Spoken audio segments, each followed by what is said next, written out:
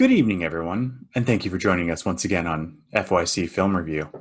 I'm your host, Chris. Along with me today is Rinaldo, and today we're going to be talking about Death and Taxes, which is very apparent by Rinaldo's shirt.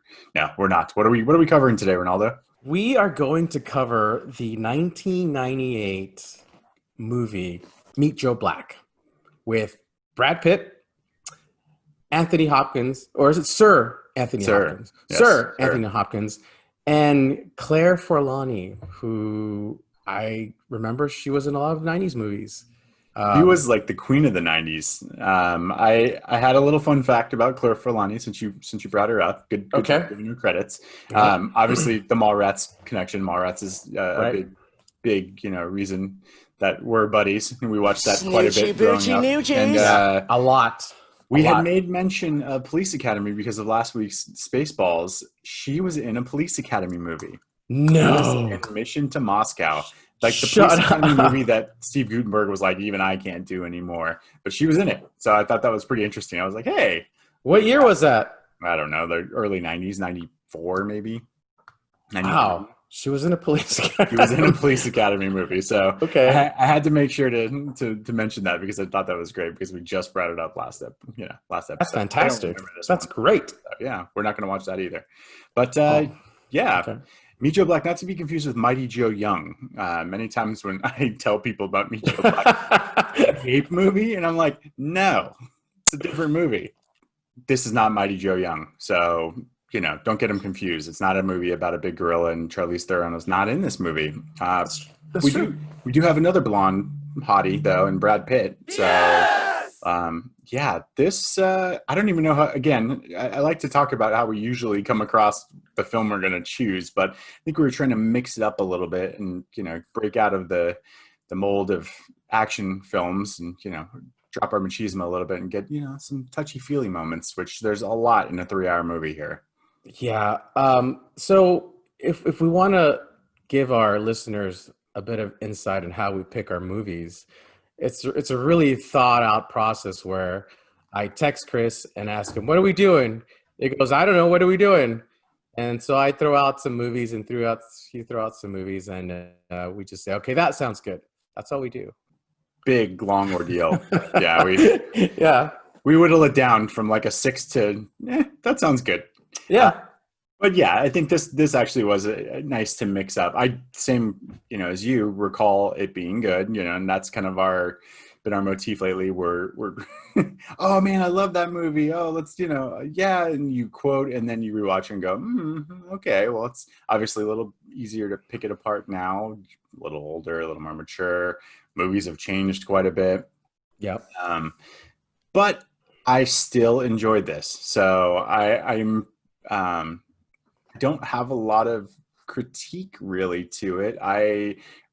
All the notes that I remember all still hit. I like it still. Is it perfect? No. It plays kind of it's like a play, right? Yep. It feels very much like a play. There's a lot of just single shot scenes where people are having a dialogue that's very deep with each other. And then there's sweeping dramatic music in the background, and then you're on to the next scene. And so, but it goes on for hours. Right. The runtime is 181 minutes. So you're looking 3 hours and 1 minute. Yeah. I mean, that's counting 5 minutes of credits or 10 minutes of credits. So it's no, I left. I got up before the credits ended.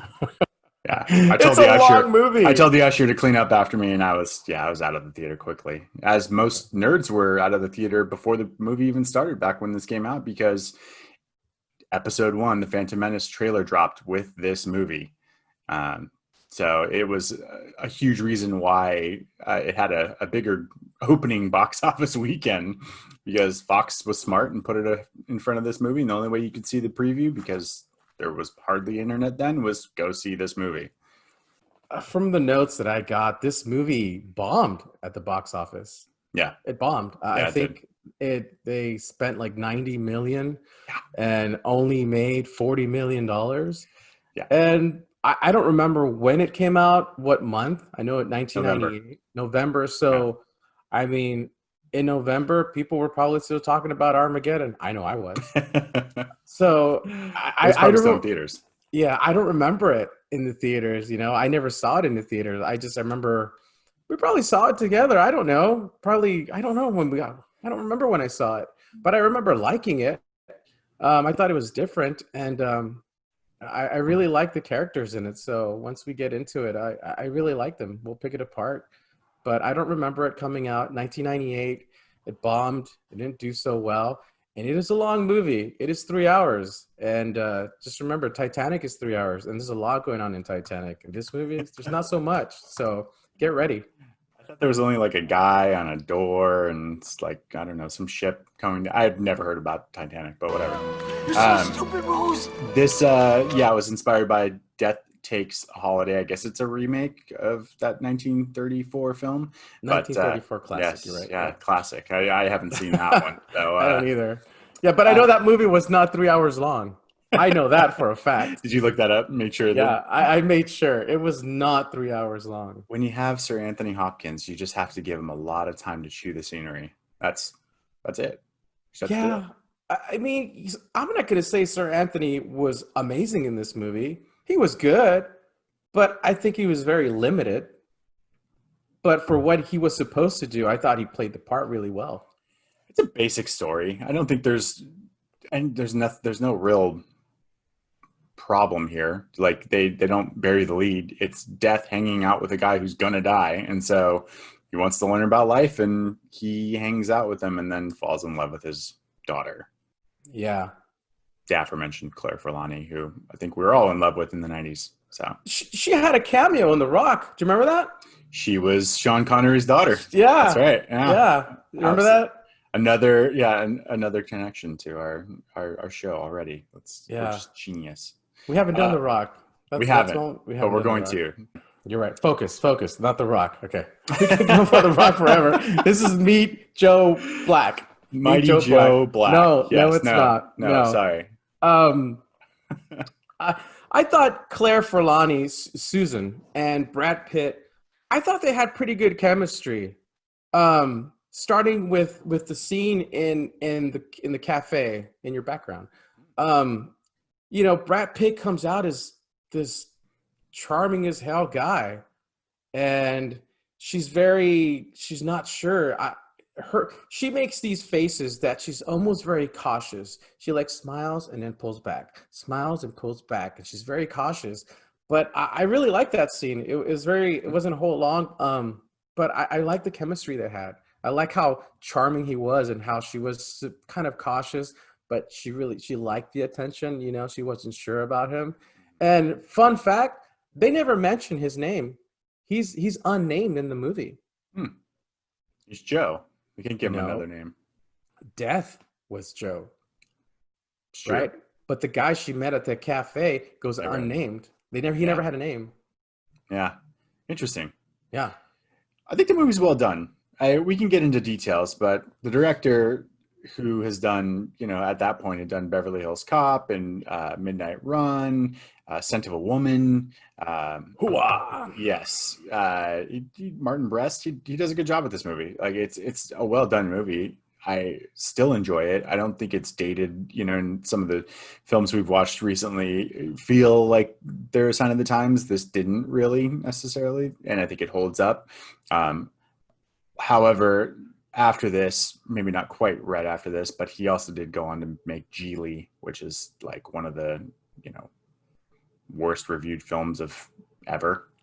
So, All right. I have a confession. I never saw Geely. It's forgettable. Is it? It's not as bad as everybody made it seem. I think it was like backlash against Ben Affleck or Bennifer? Bennifer. Thank you. I couldn't remember what their or was it Bennifer or Jen Ben? Sure. The only thing I remember about that relationship was the South Park episode, which is amazing. I don't remember that. Yeah. But I digress. I don't have anything, like I said, to really pick apart in this movie. The beginning at first, when he's hearing Death answer his question, that carried on a little bit long. Like, how many scenes does he need to keep hearing Death say yes? Yes. Yes. Yeah, the answer to your question. Yeah. but it moves along, and I think you're there for Brad Pitt. You're there for Anthony Hopkins. They do a great job playing off each other, and I like the dialogue, and I like the story of wanting to learn more about life. Yeah, I'm just gonna go back to that scene in the cafe. I kind of want to talk about the accident, Yes. because you don't see it coming, Yeah. right? You don't see it coming. I remember the first time I saw it. You got these two characters they're flirting with each other, and it's cute in a way, and they're leaving, and they're on the street, and one's turning back, and the other one's not looking. The other one's not looking, turns back, and you hear the music, and it's kind of there's got this romance thing going on. Absolutely. And all of a sudden, Brad Pitt turns around, and it is one of the worst car accidents I've ever seen in a movie. He gets hit twice, not once, but twice, and it sends him flying. And I think the director does a great job of that, because it's something that comes out of left field, and you just do not expect it. At least in that moment, you don't expect it. Totally. Even watching it again, you're just like, oh, wow, right? You know it's coming, but it's just kind of like, it's brutal. It's brutal, and it gets you. And it kind of sets up the storyline from there. Yeah, it's still shocking. And they actually do a good job panning back and forth between them looking back at each other before you even get to him, the fact that he's standing in the middle of a New York City street, with cars racing by him. Yeah. But when it happens, you're like, oh my God, I forgot. And I think I maybe recalled a parody, and I don't know if it was like Not Another Teen Movie or whatever, that got hit by a bus, and I was thinking that he was going to get hit by a bus. Like, that's what I remembered in my head, that he was going to get hit by a bus, but then two cars came, and so I was still kind of surprised. And it's pretty brutal for you have that giant scene, like you said, where they just have this connection, and you're like, wow, like that was, you could tell it was special, and then just beats it. Yeah. And if you're really watching the movie, right? If you're really watching it intently, and it gets pretty intense, and the director does such a good job of putting you in that moment, right? Yeah. You're in that moment with them. It's almost like you're in the middle of them, and you're experiencing this moment with them. And then he just hits you out of left field with this awful accident, to the point where you're just like, you don't even know where to go from there at that point. Yeah. So great scene, great setup, great scene. It catches you by surprise. And it's brutal. And then that's, like I said, that's where the story starts kind of to take place. One of the things I noticed, that once Joe became Death, you start to think, okay, Joe has planned this whole thing this whole time. It's not an accident. It's not an accident that the unnamed guy, Brad Pitt, at the cafe died, right? Mm-hmm. It was all part of his plan, right? So I thought that was kind of selfish, right? I mean, if I was Death, I'd pick Brad Pitt for my body too. So I suppose, yeah. I mean, you can't argue with it, right? You can't, no. But yes, I hear what you're saying. He had to choose for somebody. He had to choose for this guy to die in order for him to have a body, so he could hang out with Bill. Right. Which delivers a classic line by Brad Pitt, where he does have that conversation with him, and he's like, "Well, what happened to the guy whose body this is?" It's like, "Well, I needed a body, Bill. Like, right, he died. Like, what do you think happened?" Yeah, and it's funny that the body that he took was the body that was flirting with Susan, his daughter. Yeah. Now, is that a coincidence, or did he know that? Do we really go that deep into the movie? Because here's another weird part. When Death meets Claire at the dinner table the first time they meet, she clearly recognizes him, right? That's the guy from the cafe. Yeah. But Death has no idea who she is. So then he couldn't know. But he knows everybody, doesn't he? Bingo. Right. It's kind of a flaw in the writing. That can happen when you have like 8 writers on this movie. Like, that's how many people. It was insane how many credits there were for writing. Yeah. I mean, if it's going to be a 3-hour movie, get your facts straight, right? Don't leave me hanging. If you're going to make me watch a 3-hour movie, give me all the details. Continuity issues. You're right. I didn't even think about that. But yeah, good point. He does seem to know everybody. Yeah. to that point, and maybe I'm skipping too far ahead, he has the conversation with the old woman who comes in, who has the Caribbean accent and starts speaking to her back in a Caribbean accent. I love that scene. Oh, I do too. But how do you feel about him doing that accent? I had no. I thought it's one of my probably my second favorite scene in the movie. Okay. And the reason I liked it was because she's from the islands, right? Mm-hmm. So she has this perception of who death is. Mm-hmm. How she knows it, I don't know, right? But it's Mm-hmm. kind of irrelevant. But to her, death sounds like someone from the islands because Sure. she has that, right? So Mhm. death is whatever anybody wants him to be, Mm-hmm. right? So in that moment, I thought it was really neat. I really liked it. I thought I love that scene. I love this. There's two scenes with her, with the old lady, Mhm. and I love each one of them. I Oh, love his accent. yeah, it's the first time around it was a little jarring because I guess I wasn't expecting it. But Yeah. yeah, now that you bring it up, actually that works, and that's to the point of what they did in the beginning. Anthony Hopkins was hearing his own voice as Death before Brad Pitt came along, and so yeah, you're right. Death kind of just embodies whatever you believe in, and Right. you're absolutely right. The scene where she passes on and he's there, she delivers in my opinion, the best line in the movie, where she said that we're mostly lonely here too. If we're lucky, we have some nice pictures to take with us. Yeah. Just based, and it's just such a good line. Snaps him back into place. Puts the universe right in the world. Like death can't stay here. Like, and it ain't great here either. Right. This is what it is. And so, I loved that. And yeah, she's like the unsung hero of the movie. Yeah, I liked her a lot. The two scenes. Great call out. Yeah, there's also one more part I want to call out where she's in pain, right? She's in pain, and she goes, take me now." And he says this, and I finally caught it. And he goes, basically he said, "Hey, this isn't my doing, right? Mm-hmm. Like I can't. It's not your time yet. But I don't know any about these things. I'm here for a job, right?" Right. He's kind of like the middleman. If you want to look at it this way, you have God and you have the devil, and you got death who's has a job to do. Mm-hmm. He goes, "Hey, it's not my problem, right?" Yeah. Right. But he made an exception because part of me thinks he started caring, right? He made an exception for her. That's how I interpret it, right? He took her. Yeah.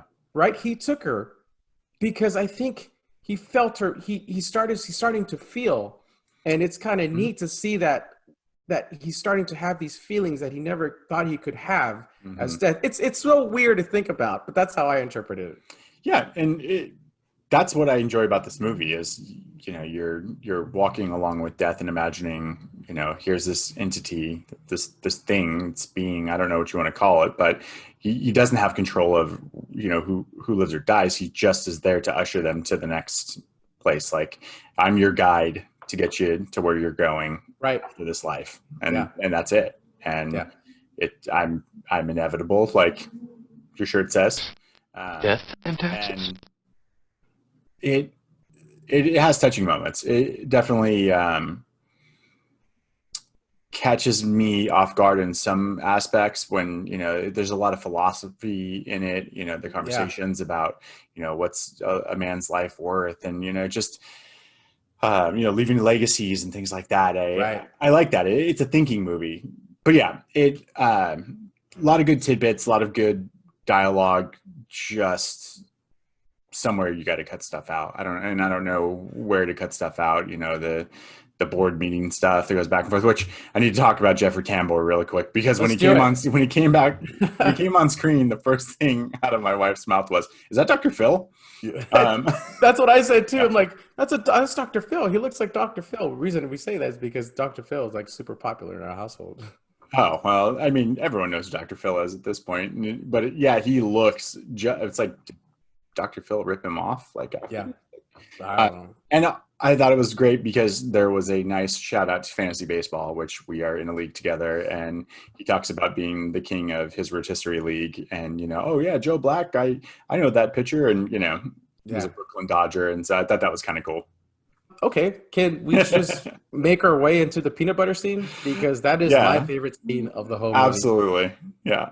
I freaking love the peanut butter scene. Just because it's kind of like this.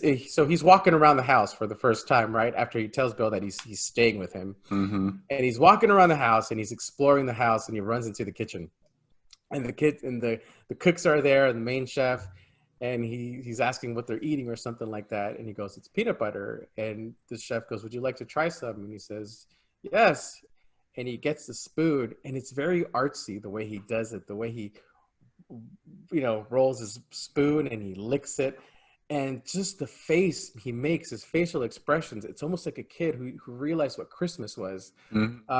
I love that scene. And then the chef tells him, or he tells him, "You're a peanut butter man now," because he loves it so much. Peanut butter man now, is that?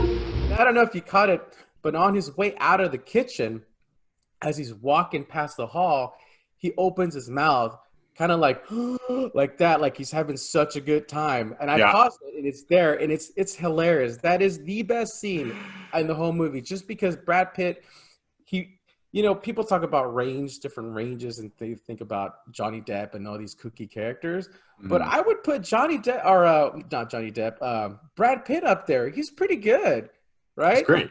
He's great. I mean, for me, he's a top 5 actor, of our generation. Growing up, he's been in everything from the good looking stud in the film of Thelma and Louise to the psychopath in Fight Club. Like he's good. He's good in whatever he does, and he plays that innocence very, very well. Like you dead on. It's just a split second that facial expression happens in the hallway, but beyond that, he carries the spoon around and he's still, eating it when he's in his next scene with.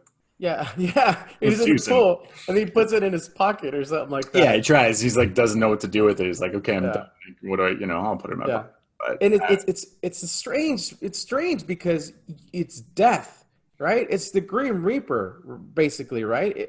But he's so childlike, and you almost kind of just feel this. You just gravitate. You want to like him, because he's experiencing all these things, and he's very childlike. He's childlike in it, and it's great. I love it. I thoroughly enjoyed this.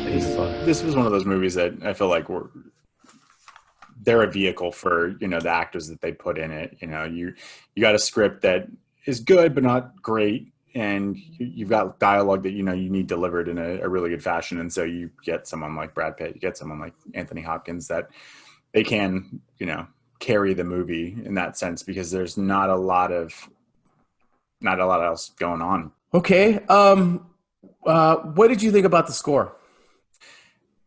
I liked the score. I liked it a lot more in the beginning of the movie than I did at the end, because I feel like they overutilized it, and at every scene felt like they were trying to add gravitas by doing this dramatic score. Like sweeping music comes in as you're wrapping up the dialogue, and like I get it, but not everything is dramatic. Like if every scene has this, then you're starting to diminish like its useful life. So and that's when that's why a lot of I thought a lot of the movie dragged out, because there's all these kind of like, there's supposed to be these big moments, and the score just keeps playing, and it's like, okay, I understand, I get it, and I think you could have just edited it maybe 30 minutes out where it didn't have to drag on, especially going into the finale. Sure. There's all these big scenes that are being set up, right? I'm ready to go to the finale, and because there's a lot I want to talk about, and kind of want to. There's the reveal, right? The big reveal. Clearly, Joe says something to Susan when they're dancing, right? Mm-hmm. Right. He's afraid to reveal himself to her, but he does, right? You think he does? Because I get the impression that he hinted at something or told her enough that she figured it out. Yeah, he says, he goes, "Do you know who I am?" And she's very hesitant. She's almost scared to say who he is. And she goes, "You're Joe," right? And in that sense, I feel like she knew. Mm-hmm. I feel like he told her. And then you have Bill pretty much saying his goodbyes, and he says goodbye to her, right? And then that's when we have the big finale, when the whole bridge setup, which I thought it was kind of a cool idea to have a bridge, right? Because on one side of the bridge, you have fireworks, you have a party, you have life going on, and then on the other side, it's the afterlife, right? It's completely different, right? Which is kind of weird because it's not like Joe was going to take him and disappear, right? You walk over that bridge, you're going to see Bill's body. Yeah. Drop dead. Yeah. Yeah. Absolutely. Right? So it's kind of weird but I like it. I like the whole bridge metaphor. I like that part.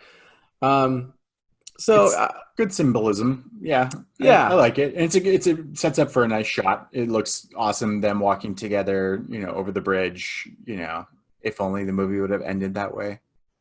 Yeah, but it doesn't, right? Yeah, before we get to how it does end, I'm going to cover my worst line in the movie, which is Claire Forlani delivering it feels like we're lifting off, Joe. They weren't lifting off. They were just standing there holding each other. It's bad in the preview. When I watched it in the preview, I was like, oh God, this movie might not be as good as I remember. And it's bad in the movie, but the movie's okay. But she did have another bad line. Like after they slept together, and she looks at him and she goes, "I love making love to you, Joe. Do you love making love to me?"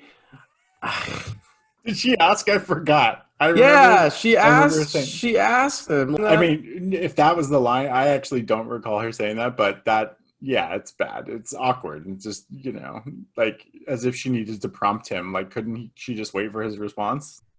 I've come to the end. Unless you want to talk any more about the party scene. No. He makes his rounds and everybody gets their just dessert, and then they walk over the bridge. And God, if they could just fade to black and call it a movie there, because I don't know about you, I love films that have melancholy endings, ones that you can interpret on your own. What happens next? Sure. Does she find love? Does Jeffrey Tambor take over the business because he's not a bad guy and he's married to the daughter of Anthony Hopkins anyway? Like, whatever you want to, if you want to continue that story on in your head. I don't like when they need to wrap it up in a nice, neat bow, unnecessarily. When it needs to happen, when it should happen, when it's part of a character arc, great. This felt very forced and not in line with what.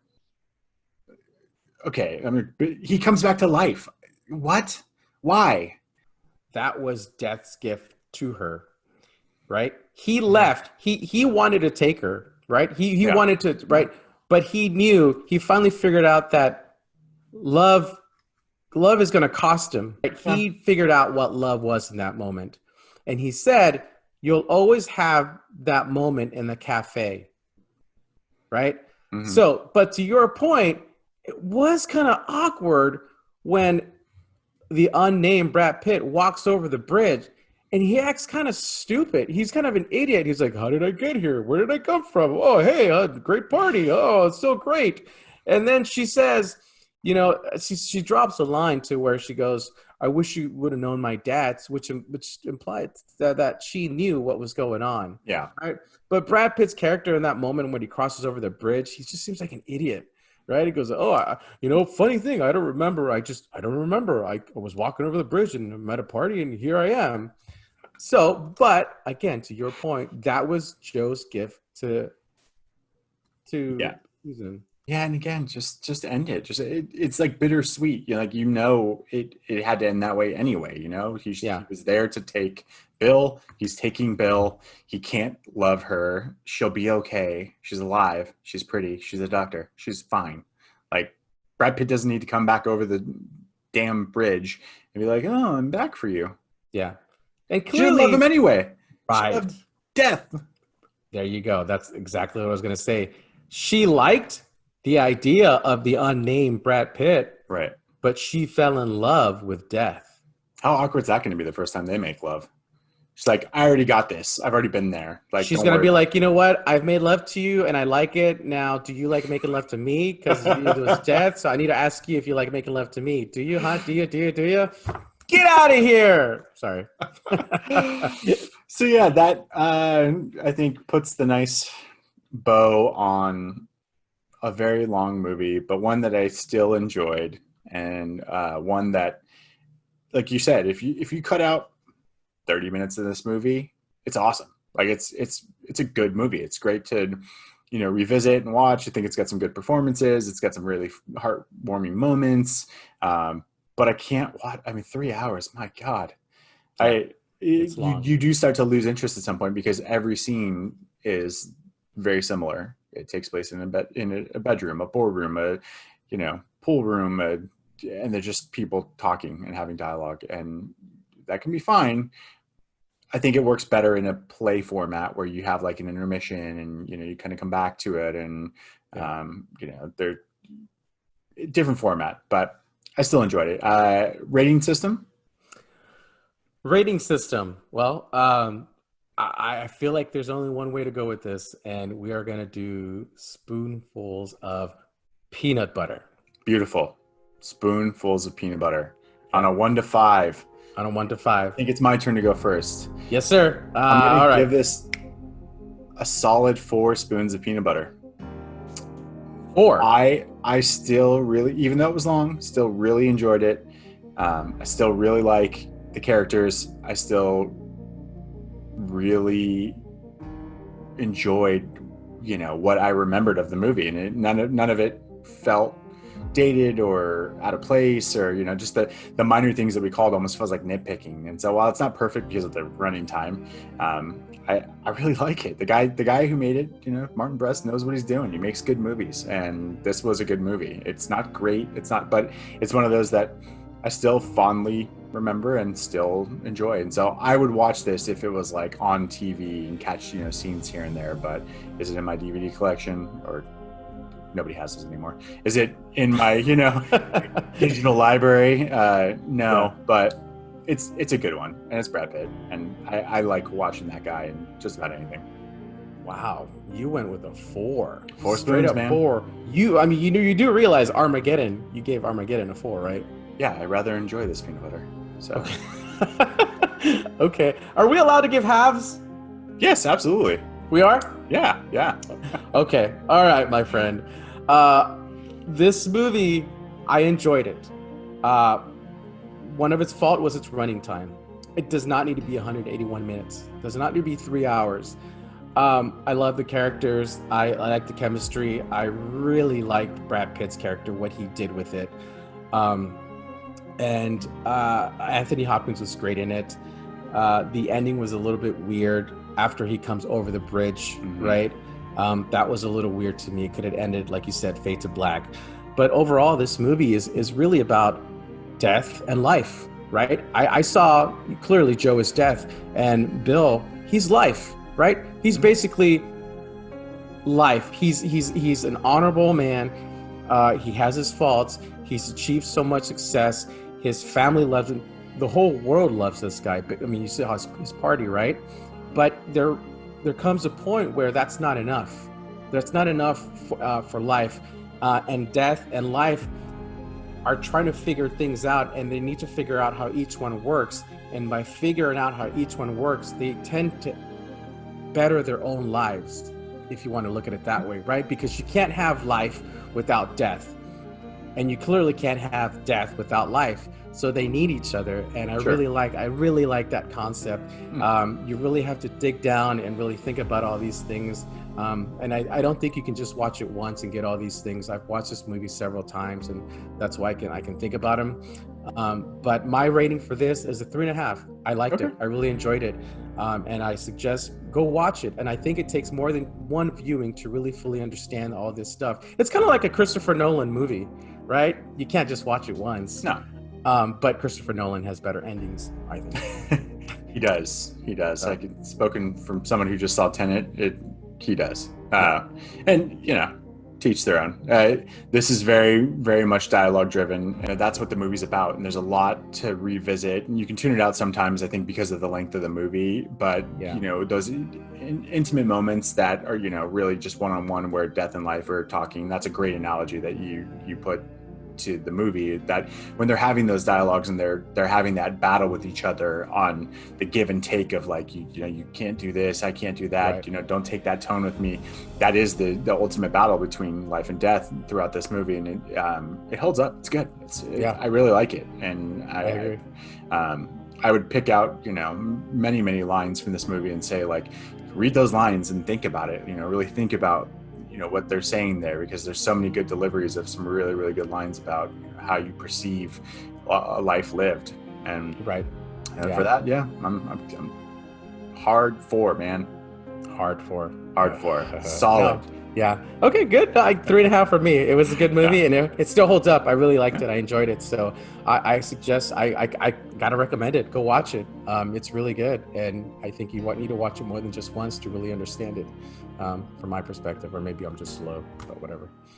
Yeah, I'll be interested to hear from our fans, and we have some. I had a loyal listener reach out and say that we may have to change the acronym of our name to F Your Cinema, because he felt like we were coming down pretty hard on Face Off.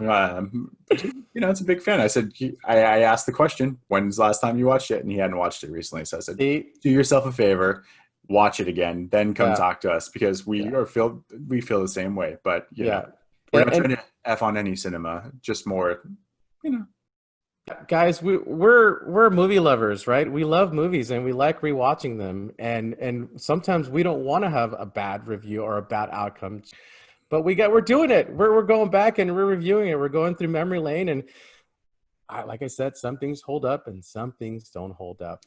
Meet Joe Black holds up. I liked it.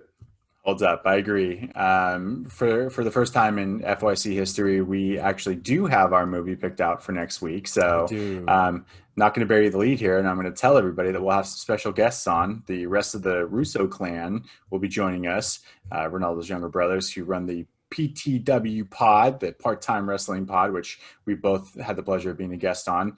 They're going to join us for a little roundtable discussion on the Demolition Man. I'm very excited for this. I have really good memories of Demolition Man, Sylvester Stallone, and Wesley Snipes. So I hope my brothers don't bash it either. They might. Who knows? Those guys are crazy. But if you're into wrestling, go listen to their podcast. Yes, check it out. It's very entertaining. They cover everything from specific wrestlers to specific matches.